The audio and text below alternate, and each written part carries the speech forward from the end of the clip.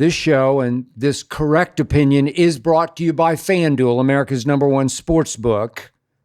Last night, I watched every dribble of Knicks at Pacers in Gainbridge.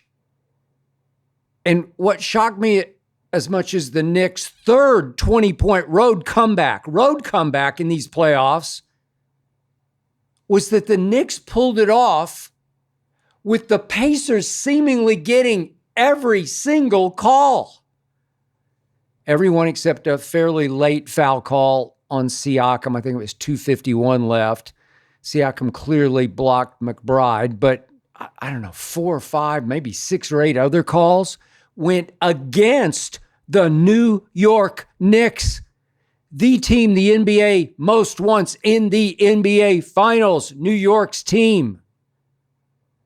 You would have thought the refs were instructed to give the Knicks, who were down obviously 0-2 going into last night, give them every borderline call.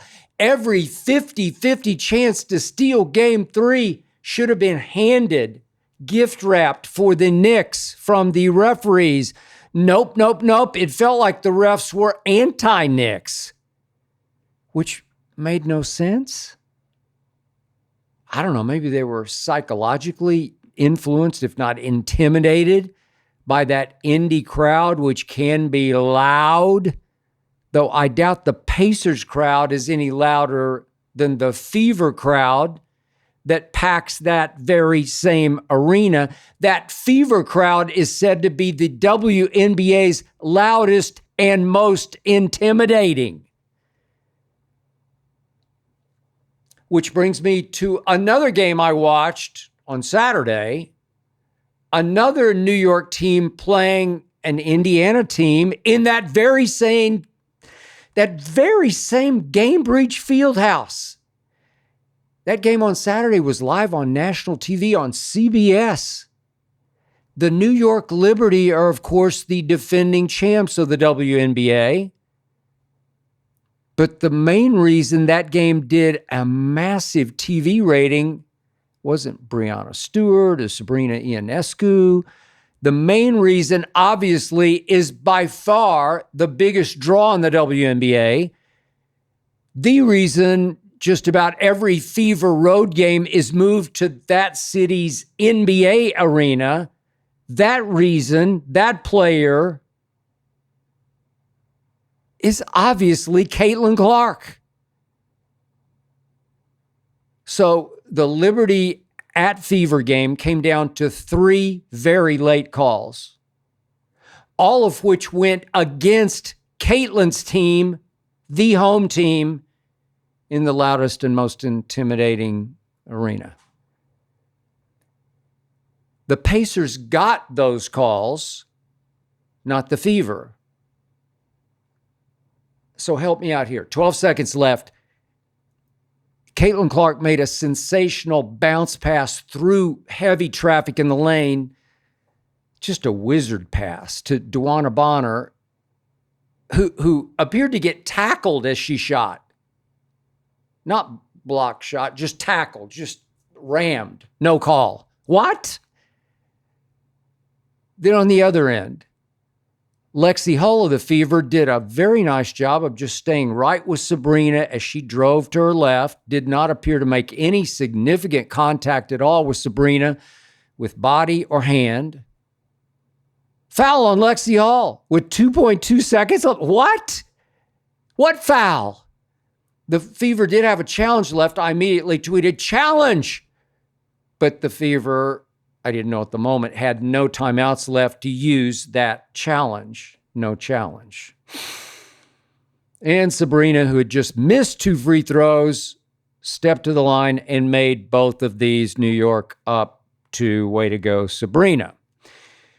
Now, 2.2 left. Inbounds to Caitlin Clark, who drove hard left on Natasha Cloud, who was all over Caitlin Clark as she went up into her shooting motion just before the buzzer. It sure appeared that Natasha Cloud body fouled Caitlin, rammed her, then hacked her across the wrist, then hit her arm as she attempted to get the shot up. No call. Loose ball. turnover, game over. What? No call? I mean, Caitlin Clark has at least earned that call at home in that moment. Not only was she obviously Rookie of the Year last year, but she made first team All WNBA last year in her rookie year. First team, top 5. Now, would she have been able to do what LeBron obviously couldn't do, which is go to the line, make the 2 free throws to send it to overtime? You better believe that she could have. She made 91% of her free throws last season. 91%. LeBron, of course, is a career 74% free throw shooter. But the point is, Caitlin Clark deserved the opportunity to shoot those 2 free throws. The point is, her team deserved the previous 2 calls at home in the final 12 seconds. The Indiana Fever, in the loudest, most intimidating arena in the league, got screwed 3 times, not 2, 3 times in the final 12 seconds of a very close game, and obviously got robbed at home, in that home.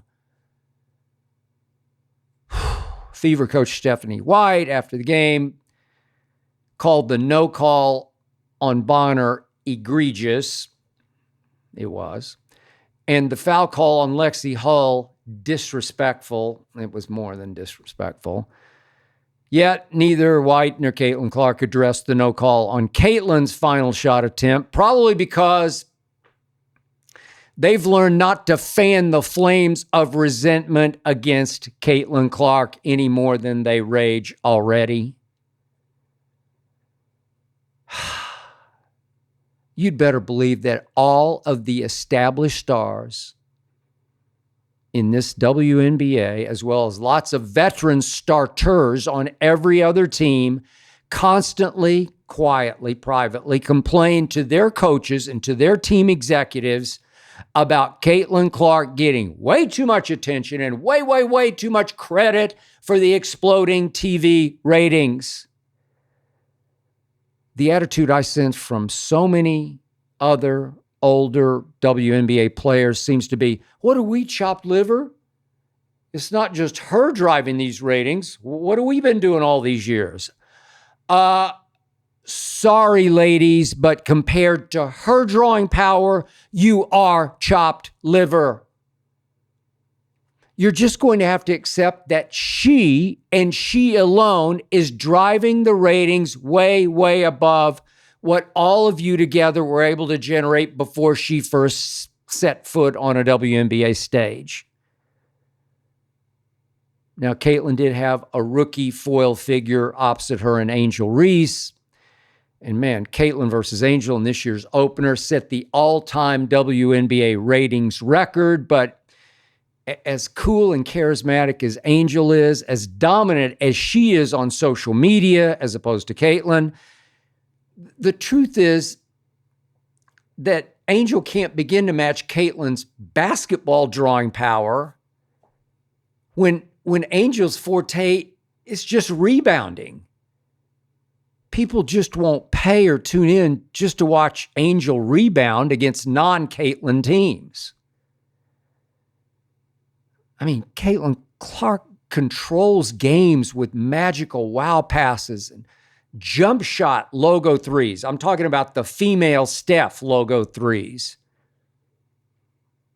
And yeah, fans and viewers can't get enough of Caitlin and Angel pushing and shoving each other, really going at it in what has already become the ultimate WNBA rivalry.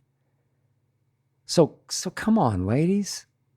Quit complaining about Caitlin Clark and just accept and embrace that she is the reason all of you ultimately will make far more money.